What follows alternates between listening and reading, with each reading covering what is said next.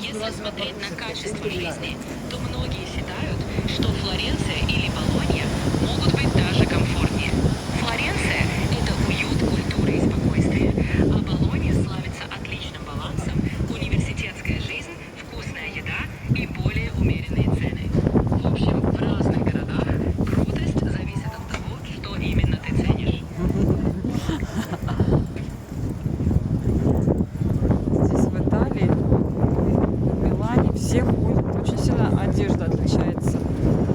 Они все ходят в основном в классических пальто, в пиджаках. Что они еще? Молодежь в кожаной куртке. Ангел крутится. Ой, да, здорово. Ангел крутится, Тигран говорит. Это, наверное, от ветра. Вот он сейчас не очень крутится. Тут такой сильный ветер.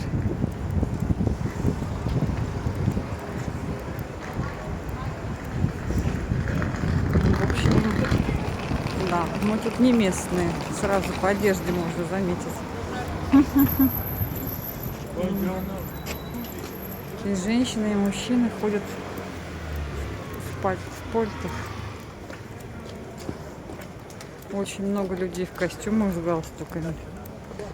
Может быть, они на обед вышли после офиса, но почему их так много, непонятно. Сейчас не обед вроде бы уже.